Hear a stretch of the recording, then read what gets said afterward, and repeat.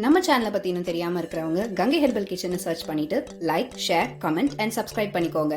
மறக்காம பெல் ஐகானை ப்ரெஸ் பண்ணிக்கோங்க so that you get notified. Hi viewers, வணக்கம். Welcome to Ganga herbal kitchen. Ganga herbal கிச்சனில் இன்றைக்கி என்ன சமையல்? சிம்பிளாக ஆரோக்கியமான சமையல் எப்படின்னு பார்க்கலாம். என்னென்னு பார்க்கலாமா? வாழைத்தண்டு பொரியல்.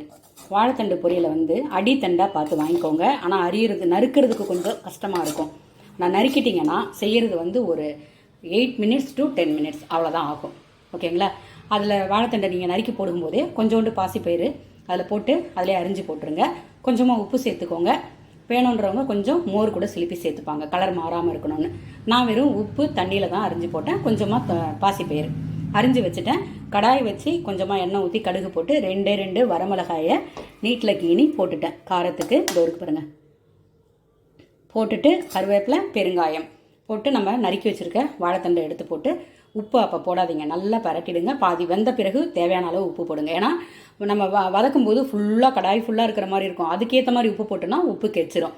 அதனால் உப்பு மட்டும் பார்த்து போட்டுக்கோங்க. போட்டுட்டு வாயில் எடுத்து போட்டு பாருங்கள். நல்லா வெந்துருச்சுன்னா அதுக்கப்புறம் தேங்காய் துருவல், கொத்தமல்லி தழையை போட்டு அடுப்பை ஆஃப் பண்ணிவிடுங்க. இதுதான் வாழைத்தண்டு பொரியல். சூப்பராக இருக்குங்க. அவ்வளோ உடம்புக்கு நல்லது. ட்ரை பண்ணி பாருங்கள். சளித்தொல்லை, வீசிங் ப்ராப்ளம் இருக்கிறவங்க மட்டும் அவாய்ட் பண்ணிக்கோங்க. எங்களுக்கு ஒத்துக்கும் அப்படின்றவங்க மட்டும் ஃபாலோ பண்ணுங்கள். நம்ம ரசம் நம்ம நிறைய ரசம், நெல்லிக்காய் ரசம், கண்டத்திப்பிலி ரசம், பருப்பு ரசம், கொட்டு ரசம், நிறைய ரசம் ரெசிபி கொடுத்துருக்கேன். வேணுன்றவங்க நம்ம சேனலை போய் பார்த்துக்கோங்க. நிறைய ரசம், அதாவது இந்த கிளைமேட்டுக்கு ரசம் ஒரு பருப்பு தொகையில் இருந்தால் போதுங்க. அதாவது இன்னொன்று நான் வீடியோவில் பார்த்தேன், அந்த சம்மந்திங்கிறாங்க. அது என்னென்னா வெங்காய பருப்பு தொகையில், அவ்வளோதான். அது பேரை அவங்க ஊர் பக்கம் மாற்றி வச்சுருக்காங்க. நான் என்னன்னு பார்க்கும்போது அப்புறம் இதுதான் வெங்காயம், தேங்காய், பருப்புலாம் சேர்த்து அரைக்கிற தொகையல். சூப்பராக இருக்கும். ட்ரை பண்ணி பாருங்கள். அது ஒரு ஊருக்கும் ஒரு மாதிரி போல் இருக்குது. நான் எங்கள் வீட்டில் செய்கிற மாதிரி ஒரு நாளைக்கு உங்களுக்கு நான் செய்யும்போது உங்களுக்கு நான் காமிக்கிறேன். நேற்று செஞ்சேன், சரி போ அப்படின்னு நான் விட்டுட்டேன். அதுக்கப்புறம் தான் என்னோடய ஃப்ரெண்ட்ஸ் சொன்னாங்க, சாப்பிட்டு இதாம்மா சம்மந்தி அப்படின்னு. ஓ இதுதானா? அப்போ ஒரு ஊரில் ஒரு பேர் போல் இருக்குது. ஓகே, ரசம் ட்ரை பண்ணி பாருங்கள். சூப்பு மாதிரி எடுத்துக்கோங்க. இது தூய மல்லி அரிசி சாதம். ஒரு 1/2 hour ஊற வச்சுட்டு வடிச்சிருங்க. எப்பயும் போல் வடிச்சிருங்க. சூப்பராக இருக்கும் சாதம். குறிப்பாக above 40க்கு மேலே இருக்கிறவங்க எல்லாருமே எடுத்துக்கலாம். சின்ன வயசுலேருந்து வயசானவங்க வரைக்கும் எல்லாருமே சாப்பிட்லாங்க. above 40க்கு மேலே இருக்கிறவங்க கண்டிப்பாக இதை ஃபாலோ பண்ணுங்கள். அதான் 1 கிலோ 90 ரூபாங்க. நம்ம வீடியோஸ் பார்க்குற எல்லாருக்குமே தெரியும், எங்கள் ஃபேமிலியில் ஜங்க் ஃபுட் அப்படின்னா என்ன அப்படின்னு கேட்குற மாதிரி தான் நாங்கள் உணவுகள் இருக்குது, எங்கள் உணவுகள். அதனால் ஜங்க் ஃபுட்டு இல்லாமல் வாரத்தில் 2 நாளோ 3 நாளோ கண்டிப்பாக சாப்பிட்டீங்கன்னா ஓகே. 90 rupees அப்படின்னு பார்க்காதீங்க. ஆனால் உடம்புக்கு அவ்வளோ நல்லது.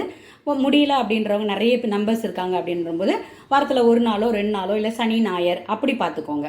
சரிங்களா? ஆனால் கம்பல்சரியாக above 40க்கு மேலே இருக்கிறவங்க, வெயிட் லாஸ் பண்ணுறவங்க, பிபி இருக்குது, சுகர் இருக்குது, மருந்து எடுத்துக்கிறோம், அதுலேருந்து நம்மளை பாதுகாத்துக்கணும் அப்படின்னு நினைக்கிறவங்க எல்லாருமே இந்த தூயமல்லி அரிசியை சாப்பிட்லாம்.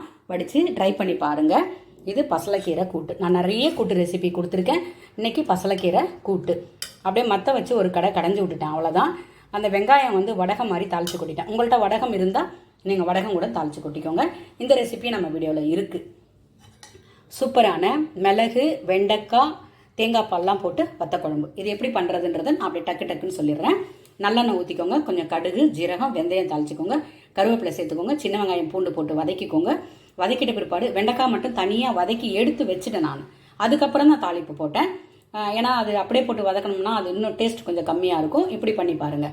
ஃபஸ்ட்டு வெங்காயம் எண்ணெய் ஊற்றி வதக்கி எடுத்துட்டு ஒரு தட்டில் வச்சுக்கிட்டு அதுக்கப்புறம் அதே கடாயில் எண்ணெய் ஊற்றி நல்லெண்ணெய் ஊற்றி கடுகு, ஜீரகம், வெந்தயம், கருவேப்பிலை, சின்ன வெங்காயம், பூண்டு எல்லாத்தையும் போட்டு வதக்கிட்டு நம்ம தட்டில் வச்சுருக்கிற வெங்காயம், நம்ம வெண்டைக்காய் வச்சுருக்கோம் இல்லையா, அதையும் எடுத்து போட்டு வதக்கிட்டு அதுக்கப்புறமா உப்பு, மஞ்சப்பொடி, வீட்டில் வச்சுருக்க சாம்பார் பொடி, தனியா பொடி சேர்த்துட்டு கொஞ்சமாக சேர்த்துக்கோங்க. ஏன்னா மிளகுத்தூள் சேர்க்க போகிறோம்.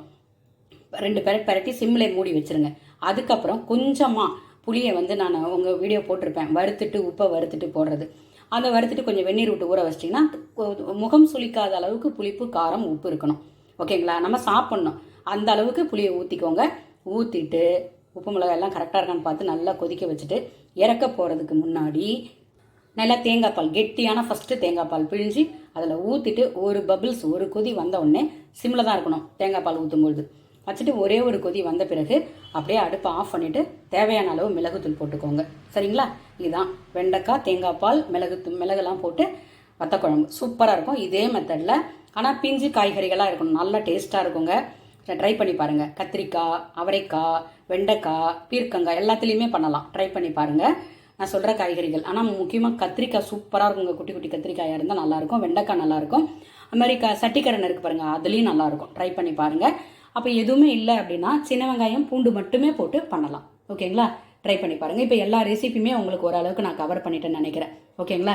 இதோட கூட நீர் மோர். ஓகே, ட்ரை பண்ணி பாருங்கள். ட்ரை பண்ணி பார்த்துட்டு உங்களோட பதிவு பண்ணுங்கள் எப்படி இருந்தது அப்படின்னு. நம்ம சேனலை இது வரைக்கும் பார்க்கலன்றவங்க ஒரு முறை போய் விசிட் பண்ணி பார்த்துட்டு உங்கள் மனசில் என்ன பதிவிடுதோ அதை வந்து பதிவிடுங்க. ஓகேங்களா? ஒரு நாள் இல்லை, டெய்லி நம்ம உணவுகளில் இது மாதிரி மாற்றி மாற்றி தான் வரும். நம்ம சேனலை பாருங்கள். பார்த்துட்டு, அதாவது நோய் வராமல் யாருமே இருக்க முடியாது. எல்லாருக்குமே நோய் வரும், வயதாகும். அதனால் நோய் வரும். ஆனால் அந்த வீரியத்தை குறைக்கிறதுக்காகவும், மருந்து சாப்பிட்றதுலேருந்து அதை வந்து அளவை குறைக்கிறதுக்காகவும், சைடு எஃபெக்ட் இல்லாமல் இருக்கிறதுக்காக தான் உணவு. ஓகேங்களா? உணவு அதாவது டாக்டர்னா நோய் வராதா, இல்லை இப்படி சாப்பிட்டா நோய் வராதா, அப்படிலாம் கிடையாதுங்க. வரும், ஆனால் கொஞ்சம் கிராஜுவலாக அப்படியே தடவி கொடுத்துட்டு போயிடும். அவ்வளோதான், சிவியராக இருக்காது. ஓகேங்களா? ட்ரை பண்ணி பாருங்கள். அதுக்காக வந்து நான் உணவு தான் எடுத்துப்பேன், உடம்பு சரியில்லைனா டாக்டர்கிட்ட போக மாட்டேன், அப்படிலாம் இருக்கக்கூடாது. நம்ம உயிரை வந்து விலை மதிப்பு இல்லாதது, அதை காப்பாற்றிக்கணும்.